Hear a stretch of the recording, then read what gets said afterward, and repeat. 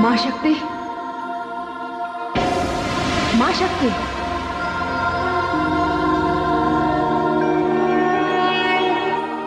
क्या बात है महादेवी, आप इतनी अशांत क्यों हैं? देवी भुवनेश्वरी, जब अशांति ने इतना भयानक रूप ले लिया हो तो कैसे शांत रहूं? ये क्या होने जा रहा है? क्या आपने इस परिणाम की ओर संकेत किया था? क्या ब्रह्म का अंश ब्रह्म रूपी शिव से युद्ध करेगा? हे महादेवी, अब तो इस संभावना को टाला नहीं जा सकता। अब असुर शंखचूड़ को रोका नहीं जा सकता।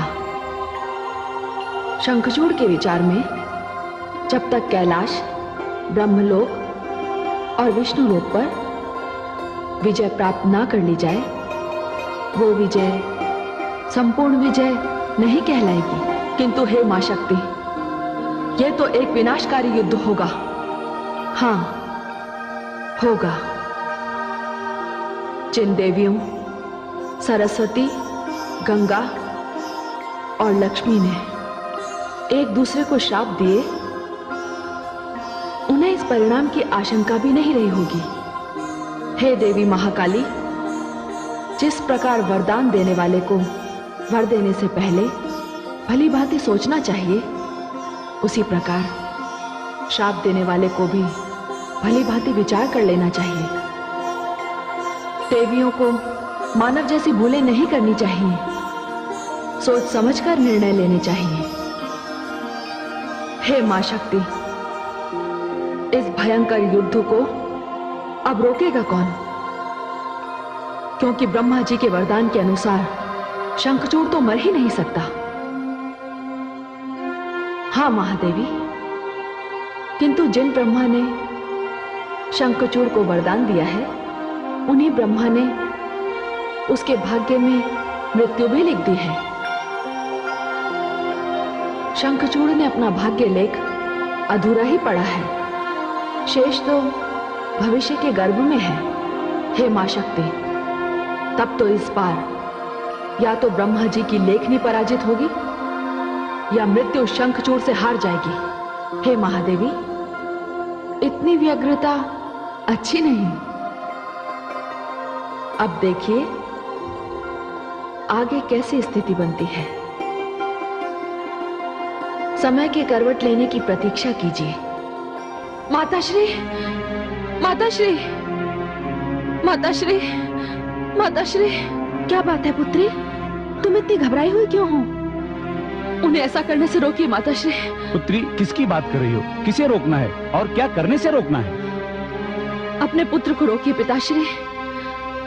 वे देवाधिदेव महादेव को युद्ध की चुनौती देने जा रहे हैं। वे कैलाश पर अधिकार करना चाहते हैं।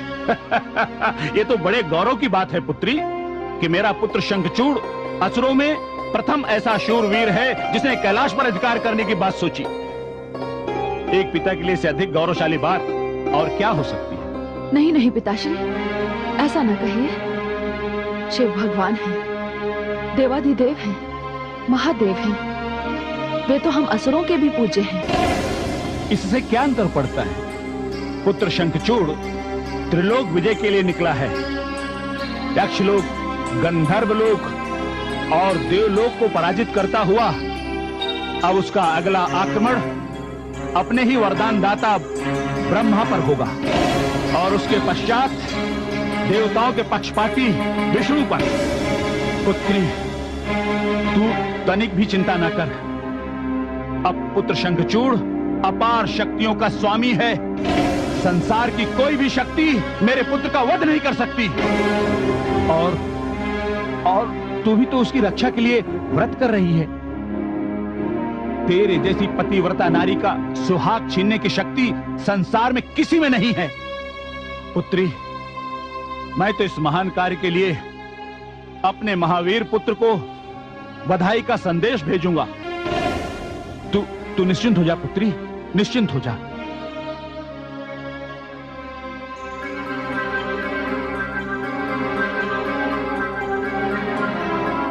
हे भगवान, मैं क्या करूं? किससे कहूं अपनी विपदा? किसके पास जाऊं? एक मार्ग है, शिव।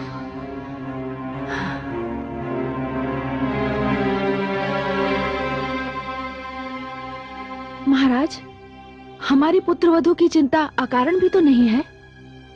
महारानी, जब हमारा पुत्र कैलाश पर विजय प्राप्त कर लेगा तब उसकी चिंता समाप्त हो जाएगी। महारानी, ये गुण मानव कन्या में ही देखा गया है। जिसे वो पति स्वीकार कर लेती है वो उसका परमेश्वर हो जाता है। पत्नी के लिए जब पति सर्वस्व हो जाता है तो पति की शक्ति दुगनी हो जाती है। मानव जाति की एक कितनी बड़ी विशेषता है कि पतिव्रता पत्नी पति के लिए महान प्रेरणा बन जाती है। मैं देख रहा हूं हमारी पुत्रवधू हमारे पुत्र की रक्षा के लिए कवच बन गई है।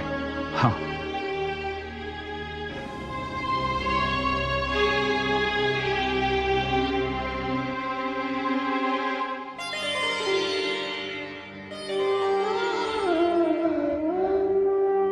हे नारायण, हे वासुदेव,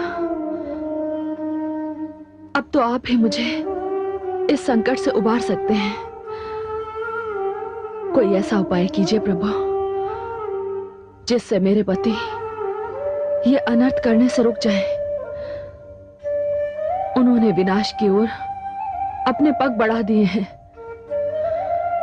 हे नारायण, हे वासुदेव, मैं जानती हूं कि देवाधिदेव महादेव को चुनौती देने का अपराध तो क्षमा हो ही नहीं सकता।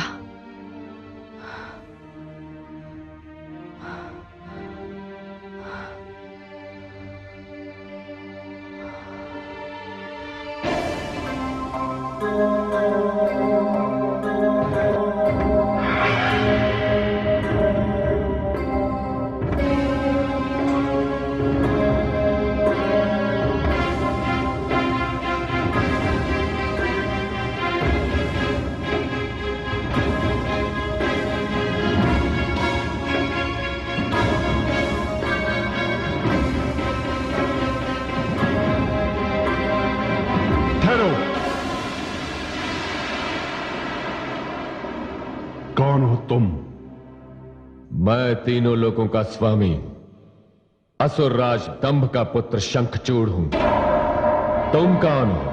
मैं वीरभद्र हूं, शिव का गण और वीरता का साकार रूप। तुम बताओ क्या कार्य है? अपने स्वामी से जाकर कहो कि यहां से भागकर कहीं और शरण ले ले। अब कैलाश पर मेरा अधिकार होगा। मेरे स्वामी का आदेश है कि कैलाश पर हिंसा ना हो। मुझे उनकी अनुमति नहीं है, अन्यथा तुम्हारे इस दुस्साहस के उत्तर में तुम्हारे सिर पर भी तुम्हारा अधिकार नहीं रहता। वो अभी और इसी समय धूल चाट रहा होता। चला जा यहां से। तू वीरभद्र के क्रोध के सामने टिक नहीं पाएगा। तू मेरी शक्ति से परिचित नहीं है, इसीलिए ऐसी बातें कर रहा है। जा रहा हूं, किंतु ध्यान रहे, आज तक मैंने जहां जहां भी आक्रमण किया है उससे पहले उसकी चेतावनी भी दे दी है। तुझे भी चेतावनी दे रहा हूं। आज अकेला आया हूं, कल अपनी सेना के साथ आऊंगा। यदि कल तक तुम्हारे कैलाशपति कैलाश छोड़कर नहीं चले गए तो उन्हें शंखचूड़ के आक्रमण का उत्तर देना होगा और परिणाम का भी उत्तरदायी होना होगा। बस, कल कैलाश की भूमि तेरी समाधि बनेगी। किसमें कितनी शक्ति है इसकी परीक्षा कल हो जाएगी।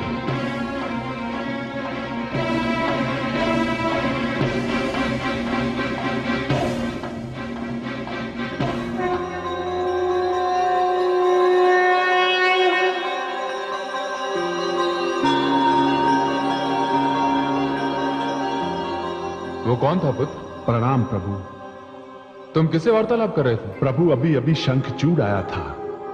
बुद्धि भ्रष्ट हो गई है उसकी। कहता था अपने स्वामी से कहो वो कैलाश छोड़कर भाग जाए। प्रभु, ऐसे कार्यों के लिए तो आप मुझे अनुमति दे रखिए। मैं उसका वध कर ही देता, किंतु विवश था।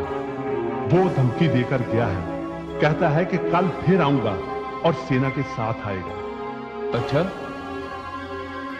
तो कल शंखचूड़ अपनी सेना के साथ आएगा?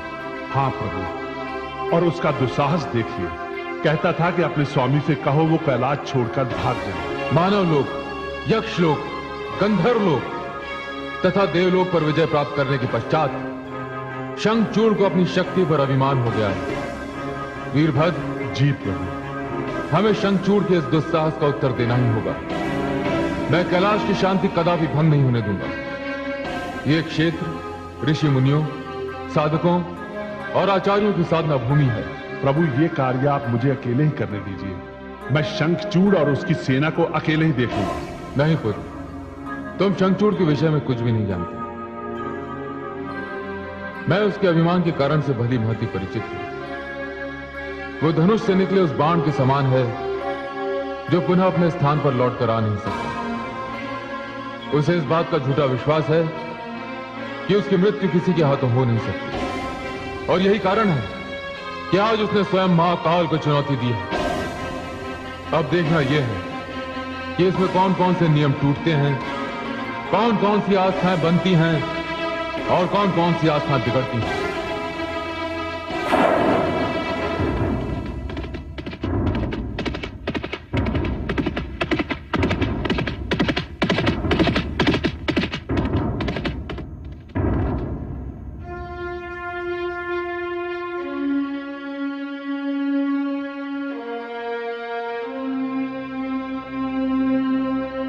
महाराज की जय हो।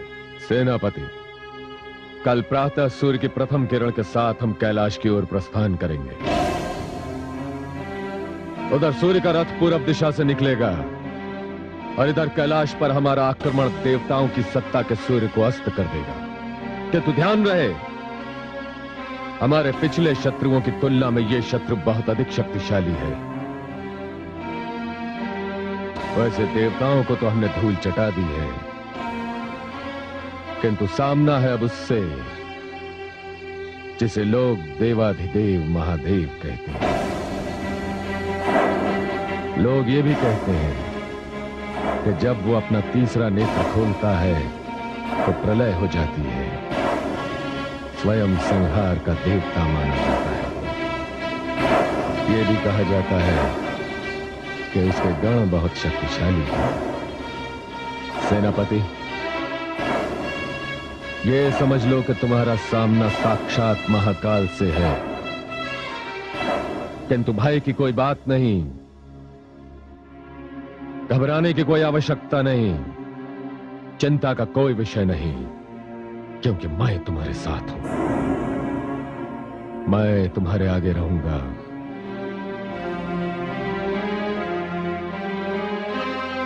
महाकाल से सीधी और पहली टक्कर मेरी होगी।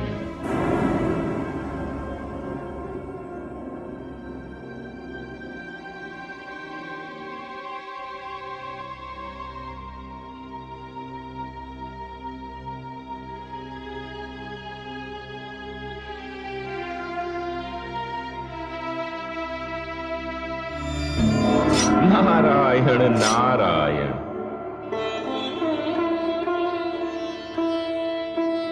प्रणाम देवर्षि। देवी तुलसी, अब आप ही बताइए, मैं आपको आशीर्वाद दूं या एक सूचना निवेदित करूं? सूचना? कैसी सूचना देवर्षि? देवी तुलसी, आप तो जानती हैं कि आपके पति असुर सम्राट शंखचूड़ ने पहले तो कैलाशपति भगवान शिव को कैलाश छोड़ने की चेतावनी दी थी,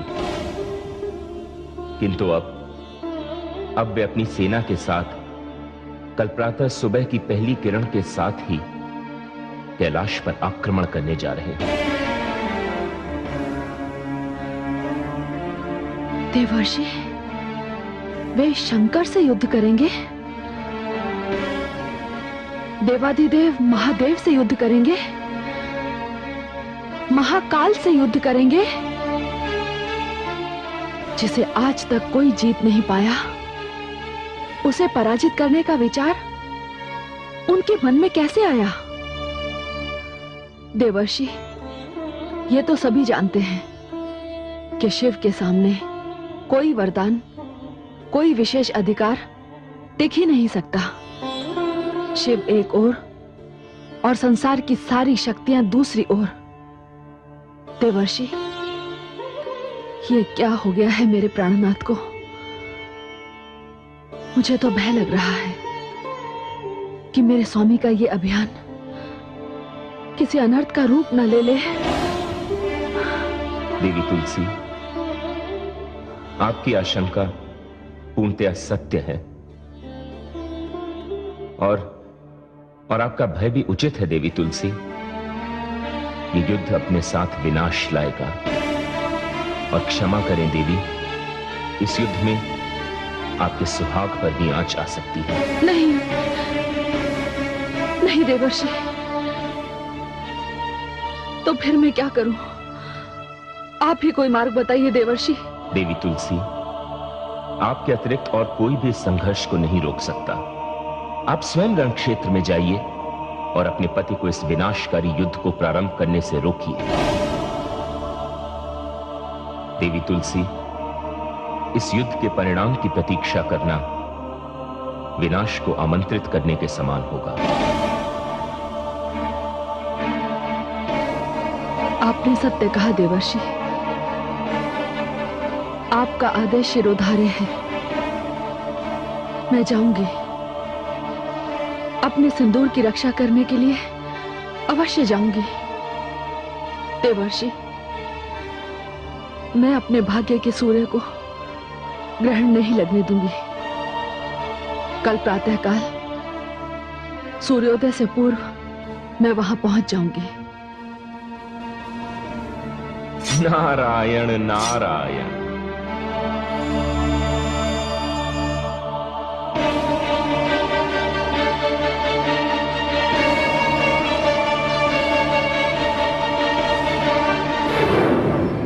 प्रिय वीरभद्र, ये युद्ध आवश्यक है। प्रभु, सूर्य उदय होते ही वो दुष्शंखचूड़ कैलाश पर आक्रमण कर देगा। हाँ वीरभद्र, नियति की भी यही इच्छा है कि इस युद्ध के द्वारा एक अव्यवस्था का अंत होगा और व्यवस्था की स्थापना होगी। देख नहीं रहे, तब ने अहंकार का रूप धारण कर लिया है और अहंकार तीव्र गति से विनाश की ओर बढ़ रहा है। शंखचूड़ को अपने वरदान पर घोर अभिमान है। स्थिति ऐसी बन गई है कि एक ओर वरदान है तो दूसरी ओर शक्ति है, और इन दोनों के बीच संघर्ष के लिए कोई स्थान नहीं। वीरभद्र, यह बात किसी को भी नहीं भूलनी चाहिए कि संसार ऋतु के नियम पर चलता है। सारी प्रकृति में एक व्यवस्था है। ब्रह्मा, विष्णु और मैं इस व्यवस्था के संरक्षक हैं,